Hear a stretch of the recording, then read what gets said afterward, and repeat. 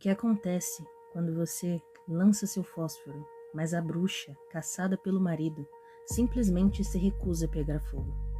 O que acontece quando você lança sua pedra, mas a esposa acusada de adultério simplesmente se recusa a sangrar?